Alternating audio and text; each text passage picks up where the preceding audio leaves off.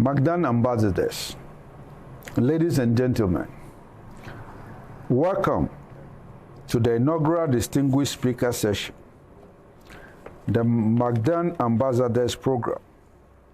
Invest 10 million Ghana cedis in the future of young leaders, providing tools and opportunity for them to make an impact on a wide range of social and economic issues.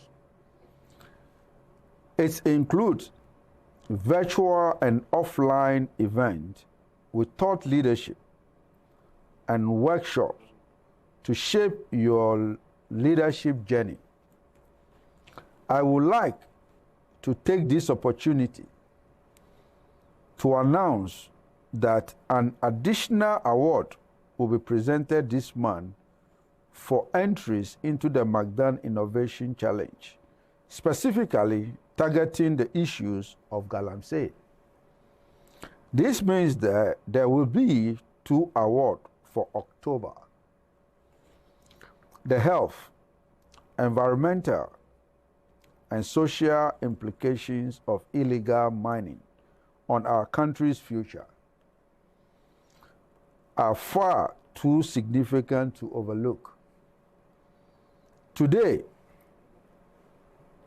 we begin our Distinguished Speaker Series with a keynote by Professor Kofi Abotsi, who is the celebrated Dean of the Law Faculty of the University of Professional Study, UPSA, discussing governing beyond laws, reviving a code of conduct,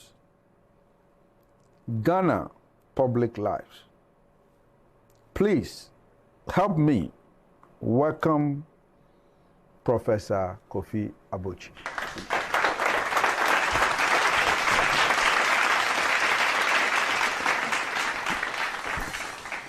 Distinguished ambassadors, Donor, Dr. Daniel McKorley, ladies and gentlemen.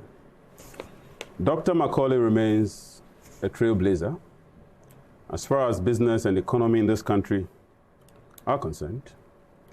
Dr. McKorley has continued to be innovative in trying to get the young people of Ghana interested not only in business, but in the creative industry, where they can do things for themselves.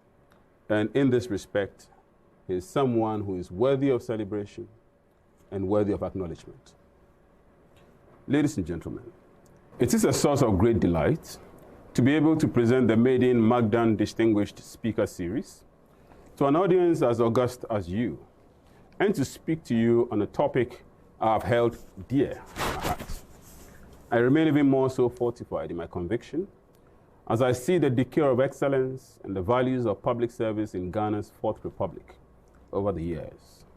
For over 60 years of independence, and certainly within the last 30 years, Ghana has turned a constitutional democracy with previous episodes of military rule. In our chosen system of government under the 1992 Constitution, however, we have built a regime in which power has been entrusted into the hands of chosen leaders, people who put themselves up for election, and others who are appointed after swearing to oaths of office.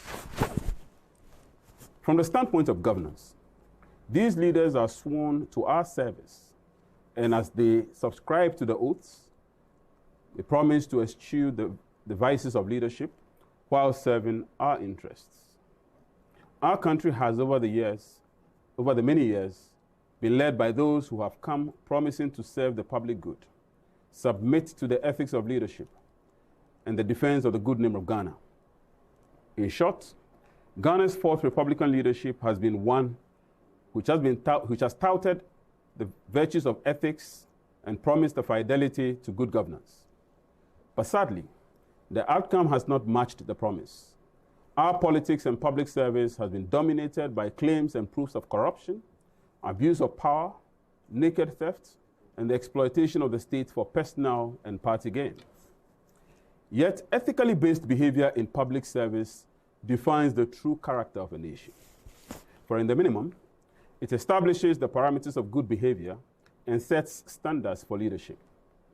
Public service ethics ensures that leaders are constrained in their use of power and the exploitation of its tempting trappings. In short, ethics confirm the trusteeship position of public servants and ensures that leaders are reminded of their role as custodians, not owners, of the Commonwealth. Public service ethics is the real crown in the jewel in the system of governance established under the Fourth Republic. For the framers understood the need to communicate the role of political actors to ensure that resources in the hands of elected officials and appointed officials are not misused, so that power doesn't become weaponized to the detriment of others, and that it is used for the ultimate public good.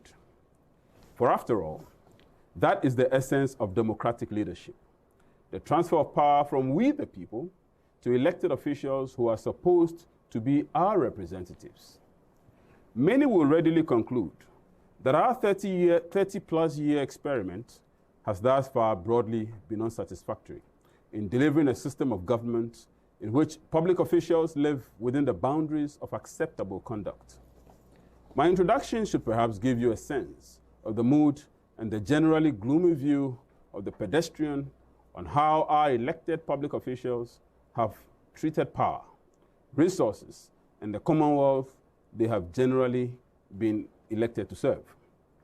Sadly, our governance framework has been riddled at least with the perception of corruption, avarice, self-seeking agents and officials, nepotistic power-centric actors whose influences have been to the detriment of the regime within the last 3 decades of democratic governance.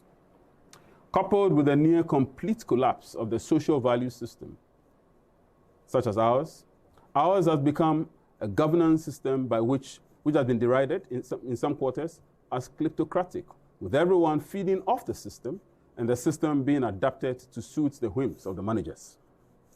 The topic I have chosen, governing beyond laws, is inspired by our ridiculous tendency to hide behind the shadows of legality, to perpetrate unethical conduct in governance.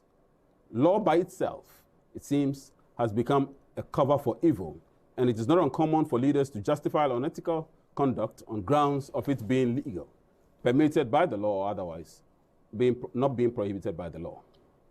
Law has become the excuse for atrocious conduct in public service, and it is commonplace to see public servants whose actions are challenged to readily run to the law, purporting or pointing to its excusal of whatever it is they are accused of. Ours has become a society driven by legal exploitation, a republic of legal mechanics in which higher-ranking public servants are less worried about ethical violations, provided there is a legal defense to be mounted. And so, for example, the legal exception for public procurement, namely sole sourcing, has become the norm, and it is now hardly disputed that public servants have been ripping the country off by solely sourcing public contracts and over-invoicing transactions to the detriment of the country. It is a matter of great concern that instead of positive uses of good governance, law has been harnessed to benefit the opportunistic outcomes of political leaders. For not only does that create a big deficit trust for the people, but arguably that perception also undermines the overall role of law in our governance and what it is intended to serve. That creates a dangerous recipe for disaster, as our people will certainly start attacking the law itself. For the topic of my short speech, governing beyond laws, reflects my belief that the corrupted law has created a crisis of confidence for the rule of law, which has so far been touted as a chosen path to civil governance. A gaping doubt in the ability of the law to equally advance the individual and collective interest has meant that the rule of law itself now has gotten a bad name. It is important for us to point to the notoriety of the law in this respect, because that undermines ultimately the purposes for which our system of governance is structured. More and more dauntingly, therefore, the law is seen as having become a protector of wrongdoing than the tool of accountability, guarding the governed guarding the governor against the governed. The law is not designed to be a passive instrument to be manipulated to the detriment of the people for which it is supposed to serve, but something that is meant to ensure that ultimately the ends of society are served by its application. Ethics-based public leadership is at the heart of what is missing in Ghana's governance. It is the gravamen of the corruption challenge, which the World Bank estimated years ago costs Ghana $3 billion annually. For all our governance chaos, corruption has eaten to the core of all we project as a people. And it's important and imperative for us to understand that as projects are executed without accountability, and as babies are born on the floors of hospital because resources didn't get ultimately to their sources, corruption has become the canker of our time that threatens to undo anything that Ghana ever stood for or ever wished for itself. Corruption erodes trusts, kills excellence and merits, and promotes a system that keeps eating itself away. And what fuels corruption? An ethically bankrupt society whose sense of right deviates from the inherent morality of a code of conduct. Ghana's case is interesting for at least one fundamental reason. The ethics of public service are actually enshrined in the Constitution, even if some will argue minimally so. Chapter 24, being specifically devoted to the conduct of public officers, should have helped curb the incidences of conflict of interest, which is the foundation of nearly all corrupt acts. As it stands, Chapter 24 is observed more in breach than in observance, therefore inspiring the raging cynicism and mistrust of the public in the running of government. To correct this, we must begin to make Chapter 24 bite and start emphasizing the code of conduct over and above the claim to legality and the rule of law. But that can only happen if the leadership of government and Ghana's public servants ultimately have the commitment to fight and combat corruption. Some have been less optimistic, arguing that ours is a system of governance founded on the incentives of corruption and a rent economy. This short speech is therefore a plea to reconnect with the Constitution, the first principles which undergirded our system of governance and for which we abandoned military rule in favor of a participatory system of governance. But it is also meant to draw our attention to one important reality, namely the futility of constitutional amendments as a panacea to our woes or governance frustration. In the midst of the deliberate evasion of law, calls for constitutional amendments are pointless, as those who seek to evade the law will constantly invent newer ways of avoiding the amended law and keep skirting around the challenges of the law itself. True governance requires a commitment to the virtues of public service, which seem to have been solidly lacking in the Fourth Republic. A plea to move past law is a request to shun the ways of the rule of law traitor, who sees law as an opportunity to legitimize bad behavior while placing their own opportunistic interpretations on what is permitted or forbidden on the law. In the absence of a judicial system, which does not itself see law as a mechanical set of rules, these rule of law traitors prevail in the frustration and anguish of all. As we move into another moment of selecting our leaders in December, this plea is directed at our elected officials and those to be appointed in January to focus on the restraints of the Code of Conduct for Public Officers contained under Chapter 24 of the Constitution, to be servants of constitutional virtue, while also remembering that the rule of law is not only about passive law, but a willingness of constitutional servants to stay within the actual boundaries of the law and not those to be negotiated by them. For Ghana's window of opportunity to restore the confidence in the governance pact between citizens and the elected officials appears to be fast closing, and it's imperative that we restore that confidence in the citizen, that governance is about the people, and that ultimately service is way more intrinsic beyond the surface of what the law says. Thank you. Thank you. Thank you. Wow, that's a great speech. Thank you. Thank you. Thank you very much. Join me for a conversation. In 1 minute, Prof, How can a young leader in the McDan Ambassador Program, after listening to your great speech, contribute to the revival of the code of conduct in public life? Well, young leaders have a great role to play. First of all, they are the next generation of leaders. At this stage, they are likely to become leaders in the private sector or the public sector. Many of them are likely to get appointed or elected into public office. And when so elected, they can become influencers. They can become leaders in driving a change. When not elected, they may be backers. They may be people in the background, either being political party activists or playing various roles in the electoral process or system. So these are the next generation of leaders. And in that respect, they have a great deal of responsibility, and they have an opportunity to change and drive change in the public service behavior in the behavior of our public servants. I think it's important that we realize that young people particularly tend to be influencers.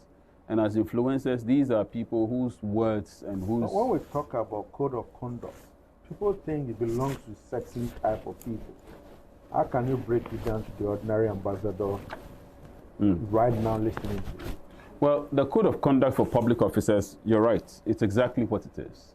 It's a code of conduct for a certain group of people who are deemed to be public officers. And so young people in that respect, when appointed into public service, I mean, these days we have a lot of young people who are ministers, who are members of parliament. So it is not unusual to find ambassadors like these who are people highly talented, very skilled in various things they do, and exceptionally gifted.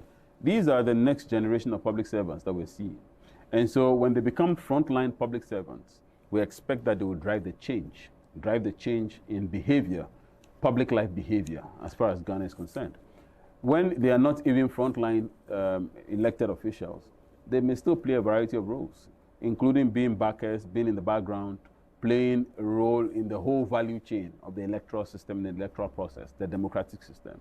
So these are people whose roles invariably may impact on the public service of Ghana. So it is not unusual that your ambassadors would have a role to play, and by reason of which we should expect that they can drive the next agenda of change. I have another question on the code of conduct, but let me ask you my next question, which is what specific action can we, as emerging leaders, take to promote ethical governance and integrity within our communities and institutions?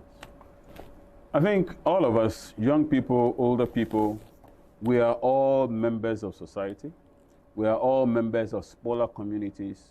We all come from hometowns. We are all connected. So both at the micro and the macro level, we have roles and responsibilities. Okay. Young people, especially ambassadors, as people who are community leaders in the various communities in which they come from, they play a variety of roles.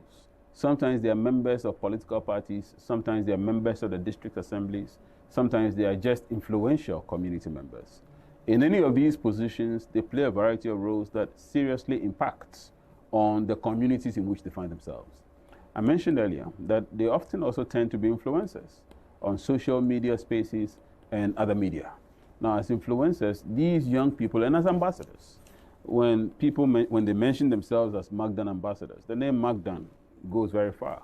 And so when they mention themselves as ambassadors, as McDan ambassadors, that name alone represents the brand and the platform, which is a spring on the basis of which they can influence their communities and the circumstances in which they find themselves. So public service and its ethics, which we're speaking about, the avoidance of, say, conflict of interest, the avoidance of corruption, the avoidance of the perception of bad behavior.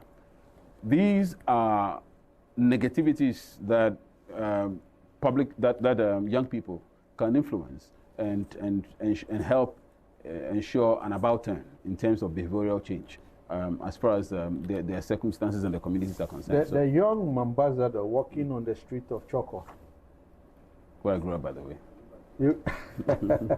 Who is born or was born to be great? How do you talk about integrity? I definitely reckon it is not exactly easy when people live in a community or in a country where gradually we have sort of come to normalize corruption or the perception of it. I have to say that as a country, we have become a bit numb to complaints about corruption because we hear it all the time. Why so? Well, when you hear something all the time, and from a psychological standpoint, there's a tendency to think that it has become normalized and you become deaf to it. So you want to say that corruption is becoming normal? We seem to have normalized it. I mean, these days, ask yourself, frankly, as a Ghanaian, if someone calls you corrupt, whether you find it very offensive or whether you will find it offensive. I'm speaking from not from a social experiment perspective, but just from my own uninformed experimental perspective. Someone calls me a thief, I will find it much more offensive than if the person calls me corrupt. Now, if someone calls me corrupt, chances are that I may have stolen tens of millions of dollars or hundreds of thousands of dollars or cedis. But when you are called a thief, chances are that you probably stole some, something paltry. So there's that perception. Okay. Yeah. Again, I'm not speaking from an experimental perspective. I'm just saying that when something is routinely mentioned and over-mentioned, there's a tendency of thinking this is normal. And we seem to have gotten to that point where we have normalized the word and the accusations thereof. And so people are not even moved anymore when they are called corrupt, so to speak. Well, let me ask you, considering the challenges faced in implementing a national code of conduct, we're going back there again. What strategies would you recommend for overcoming resistance and fostering a culture of accountability and ethical behavior in public service? This is a difficult question, and I have to say, because ordinarily, we have systems in place to check this ordinarily. So we have, for example, Parliament's Public Accounts Committee, which is designed to hear feedback on how the resources of Ghana are managed and to ensure accountability. We have the Judicial Service, and we have the Laws on Causing Financial Loss to Ghana, which can prosecute through the Attorney General's office people, prosecute and convict people who are found guilty of infractions of that law. We have other criminal laws. We have the Commission on Human Rights and Administrative Justice, RIGH, which is designed to also ensure that accusations of corruption and abuse of office especially, if the Constitution specifically gives RIGH that mandate to investigate and to sort of penalize the abuse of office.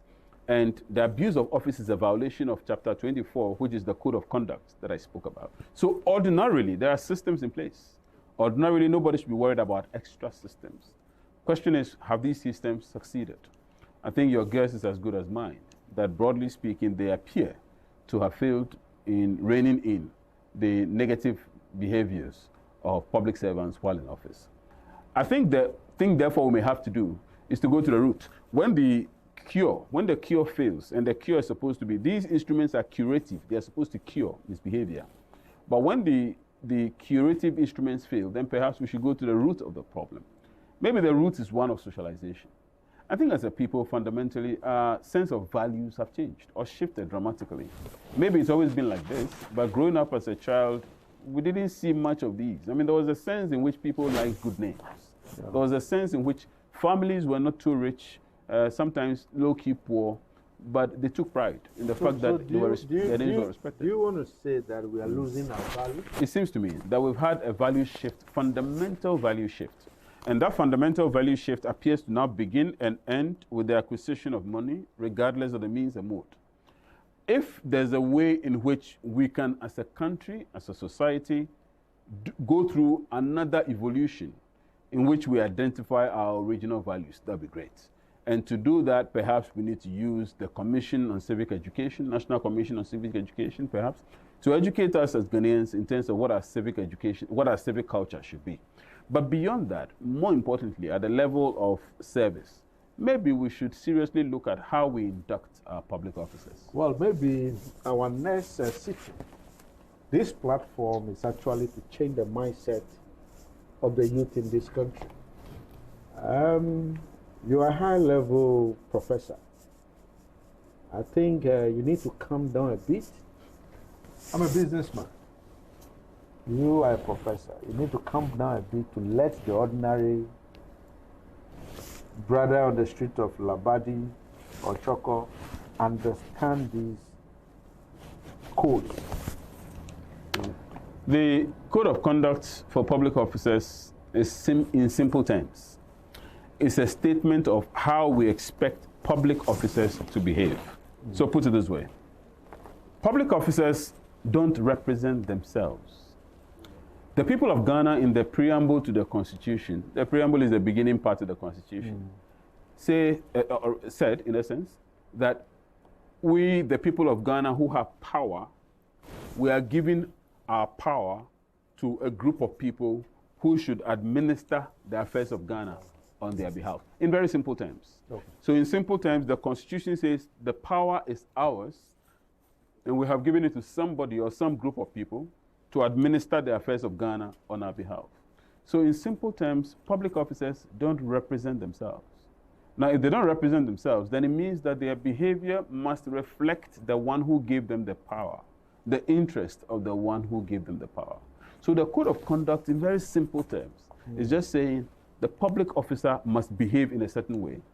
For example, I've always cited this example to students back in the days, and they'll laugh, that when you're on the highway and you get to a ramp and you slow down and you're about to go over the ramp, sometimes cars from nowhere will just come and right on the ramp, you know, just drive off. Yeah. Very often, if you pay careful attention to those cars, their numbers are government cars. And I've noticed that very often in the highways. The cars that appear not to be too worried about the impacts, the potholes, I'm not saying it all the time, but I'm saying very often, and I've joked about that it's a question of what people own and for which they are concerned and what they are happy to waste. So the code of conduct, for example, is saying that when you have public resources, manage them in the interest of the public. And that means that you can't act anyhow. That means you can't behave anyhow. That means that ultimately you must have the interest of the electorates and the people who put you in the office at heart when you're taking those decisions. So in short, code of conduct is a set of rules that expects that public officers will behave in a certain way. And like I said, law being a creature of language, very often law can be interpreted in different ways using language to avoid the substantive obligation that is incumbent on us, or rather incumbent on people who are appointed into public service to act in those particular ways. Thank you, Prof. But before you go, who is our winner for this month? I have to be honest that, first of all, I have to say that we've had such an extensive pool of talents, of applicants who have submitted amazing proposals. And you have given me a difficult task of having to go through that before this lecture. And I'm delighted to say that our winner for today is an exceptionally talented young woman whose project reflects how, as a country, we can improve our food security. And her proposed project is an all-encompassing one that would help us realize food security in different ways. And therefore, I think that I think that she's arguably the best to win. So I have the name. Yeah, go ahead. So our winner for today, our winner for today, I'm delighted to announce, is Miss Flora Anamle Akantoganya, whose project is, in short, can be termed as from farm to table. In essence, she proposes to reduce the post-harvest losses in terms of the food value chain, and I think that's quite commendable. Congratulations. Hi, I'm Flora Namle Akansonganya. Today I present to you the Farm to Table initiative. Statistically, about 40% of post-harvest losses have been faced by Ghanaian farmers due to limited access to markets, and as a result of this, income and food security both have been reduced. To address this challenge, my platform, which is the Farm to Table initiative, will help these farmers to directly connect with their consumers. Thank you, Prof. You've been wonderful today. Thank you. You've been wonderful. Thank you. Thank you, Professor, for your insightful words on the importance of fresh strong moral compass in public service. To all our young leaders here today, remember that your integrity and commitment to ethical governance will shape the future of our nation. Let's move forward with determination and a shared vision for a better Ghana. To our ambassadors, Kwame will get in touch with you. Always remember that you were born to be great. You can realize your dream.